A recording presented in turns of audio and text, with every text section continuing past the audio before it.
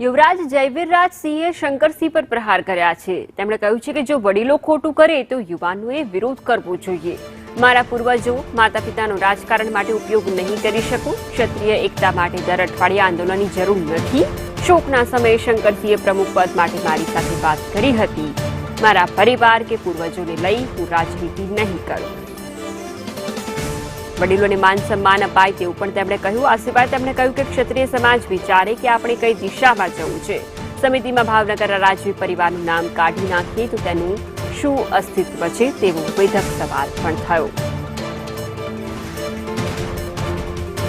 ભાવનગરના યુવરાજ જયવીરરાજસિંહજીએ શંકરસિંહ બાપુ પર આકરા પ્રહારો કર્યા અને કહ્યું છે કે મારા પરિવાર કે પૂર્વજોને લઈને હું રાજનીતિ નહીં કરું। વડીલોને માન સન્માન અપાય અને જો તેઓ ખોટું કરે તો યુવાનોએ નીડર થઈ તેનો વિરોધ કરવો જોઈએ। અંતમાં તેમણે ચીમકી પણ આપી અને કહ્યું કે મારા પૂર્વજો અને તેના માતા પિતાને આપ કોઈ દિવસ રાજકારણ માટે ઉપયોગ નહીં કરી શકું, નહીં તો તેનો હું સામે ઊભો રહીશ। જો સમિતિમાં ભાવનગર રાજવી પરિવારનું નામ કાઢી નાખીએ તો તેનું શું અસ્તિત્વ રહેશે? ક્ષત્રિય એકતા માટે દર અઠવાડિયે આંદોલનની જરૂર નથી તેવું પણ તેમણે કહ્યું। પરિવારના સભ્યનું મૃત્યુ થયું હોય ત્યારે 12 દિવસ સુધી શોક સંદેશો આપવાનો હોય તેવા સમયે શંકરસિંહ બાપુએ પ્રમુખ પદ માટેની મારી સાથે વાત કરી હતી। બાપુ જ્યારે આવ્યા એમને સાથે અન્ય સમાજના વ્યક્તિઓ આવ્યા હતા। મને આશ્ચર્યચકિત ક્યારે લાગ્યું જ્યારે આવા સમયમાં ભાઈઓ 12મું પણ નહોતું થયું મારા દાદાના। આપણે સંસ્કારી માણસો છે, કોઈ પરિવારમાં દુઃખ અવસાન થાય 12મું સુધી આપણે કોઈ બીજી વાત તો નથી કરતા, ત્યાં જઈને આપણું શોક વ્યક્ત કરીએ છીએ। ત્યારે 5મી જૂને 4:15 વાગે નીલમબાગ પેલેસ હોટેલ બાપુ આવ્યા હતા અને આ જ સમિતિની વાત અને પદના પ્રમુખ સ્થાને મને જયવીરરાજસિંહજી ગોહિલને બેસાડવાની વાત મારે સાથે કરી હતી। ત્યારે મેં બાપુને સામેથી પૂછ્યું હતું કે આનું કારણ શું છે, કારણ કે અમે બધા અત્યારે શોકમાં છે, અત્યારે દુઃખથી ગુજરીએ છીએ।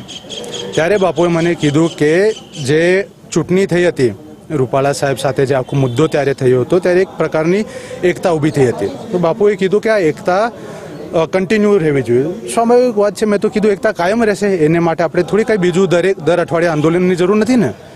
બાપુએ કીધું ના, કે આ એક પોલિટિકલ એટલે કે પોલિટિક્સથી ડાયરેક્ટલી સંકળાયેલી બોડી નહીં રહે, પણ જેમ આપ કહો કે ભારતીય જનતા પાર્ટીની માત્ર સંસ્થા RSS છે, એવી એક સંસ્થા એ ઊભી કરવા માંગે છે અને મને લઈને યુવાનોને જોડાવા માંગે।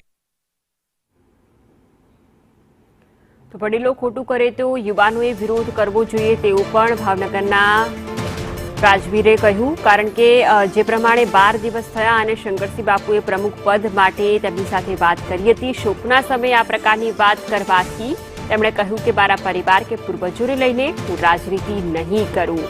યુવરાજ તરફથી શંકરસિંહ બાપુ પર પ્રહારો કરવામાં આવ્યા છે।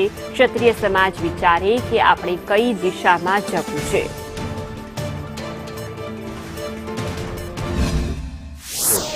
કે 20 તારીખના કાર્યક્રમમાં અગર ભાવનગર રાજવી પરિવારના પ્રજાવત્સલ્ય નેક નામદાર મહારાજા કૃષ્ણકુમારસિંહજીના કોઈ પણ વંશ ત્યાં હાજર ન હોત, મહારાજા કૃષ્ણકુમારસિંહજીને ભારત રત્નની વાત કરવાની ત્યાં ડિસિશન ન લીધું હોત તો આ સમિતિનું શું અસ્તિત્વ હોત?